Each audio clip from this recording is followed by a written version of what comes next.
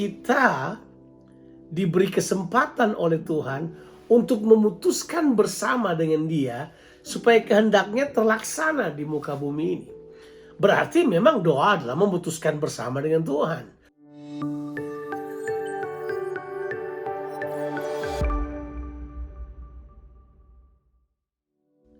Salam sejahtera saudara-saudara, apa kabar? Senang sekali bisa berjumpa dengan saudara. Selamat datang di dalam pergerakan doa selama 30 hari ini, berdoa dari keluarga. Mari kita akan membaca Alkitab kita. Kita akan membaca dari Matius pasalnya yang ke-6. Kita akan baca ayatnya yang ke-9 dan ayatnya yang ke-10.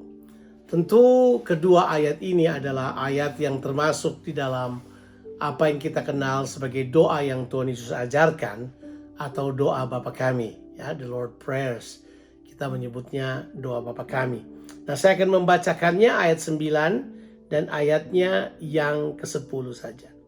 Karena itu berdoalah demikian, Bapa kami yang di sorga, dikuduskanlah namamu, datanglah kerajaanmu, jadilah kehendakmu di bumi seperti di sorga. Saudara-saudara, ini adalah hal yang luar biasa. Seringkali kita berdoa hanyalah karena tuntutan agama.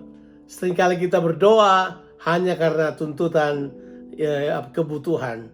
Seringkali kita berdoa karena terdesak oleh situasi yang menekan kehidupan kita.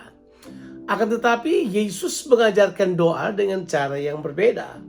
Yesus memberitahukan murid-muridnya, kalau kamu berdoa, jangan seperti orang-orang agamawi itu. Jangan seperti orang-orang yang berdiri di pinggir jalan kemudian doa yang bertele-tele. Seperti orang Farisi dan orang-orang agamawi pada zamannya. Yesus memberitahu buat kita bahwa doa itu bukan sekedar praktek agamawi, tapi sesuatu yang powerful.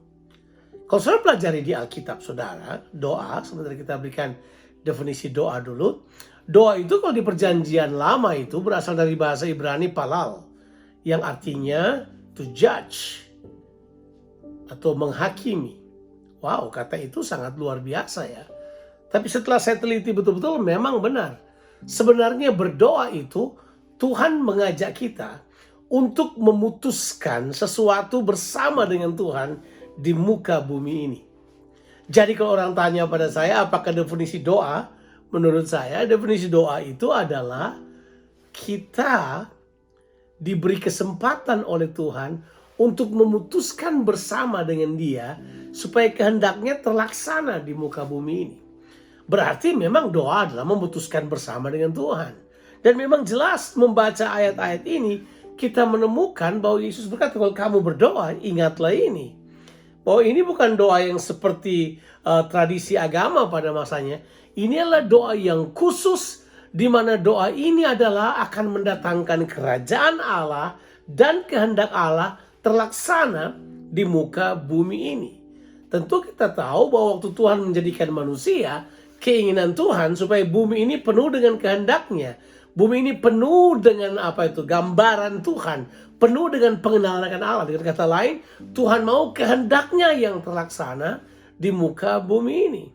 Makanya kemudian Dia menjadikan manusia sebagai perwakilannya di muka bumi ini. Dan saya mempercayai kepada manusia diberikan hak, diberikan wewenang untuk memutuskan bersama dengan Tuhan di muka bumi. Dan doalah yang merupakan cara untuk pelaksanaan keputusan-keputusan Allah di muka bumi ini. Berarti doa adalah the power of execution. Doa itu adalah executive power yang Tuhan berikan kepada kita untuk melaksanakan itu perintah kerajaan Allah di muka bumi ini. Doa powerful, saudara. Doa akan menyatakan kerajaan Allah di tengah-tengah dunia ini. Untuk itu sekarang ini sudah saatnya kita di tengah-tengah pandemi ini kita berdoa. Bukan cuma berdoa yang seperti agama kerjakan. Orang berdoa di sana sini. Yuk gunakan hak istimewa yang Tuhan berikan buat kita. Putuskan bersama dengan Tuhan. Putuskan bersama dengan Tuhan tentang apa yang Tuhan inginkan terlaksana di muka bumi ini. Tuhan tidak mau ada seorang pun yang terhilang. Tuhan tidak mau ada seorang pun yang binasa dan terhilang selama-lamanya. Tapi Dia mau semua orang datang dan diselamatkan. Dia menghendaki hal tersebut. Dia menginginkan manusia yang diciptakan dalam gambarnya itu diselamatkan. Dan waktu kita berdoa, Tuhan akan selamatkan banyak orang. Tuhan akan selamatkan banyak orang. Saya mempercayai bahwa pandemi tidak lebih besar daripada Tuhan dan kuasanya. Saya mempercayai virus corona tidak lebih besar daripada itu. Saatnya kita berdiri dan berdoa. Gunakan hak istimewa yang Tuhan berikan pada kita. Gunakanlah, saudara, hak dan wibawa Allah untuk memutuskan bersama dengan Tuhan.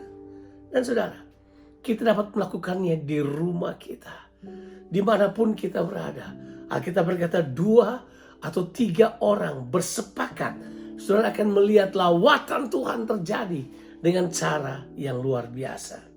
Doa itu memiliki 3 hal yang penting. Yang pertama adalah doa itu adalah doa yang covenantal. Dia harus memiliki ikatan perjanjian. Oleh Yesus kita punya perjanjian dengan Bapa. Kita tahu, kita mengenal pribadinya, kita mengenal cara kerjanya, kita mau melaksanakan kehendaknya di muka bumi ini.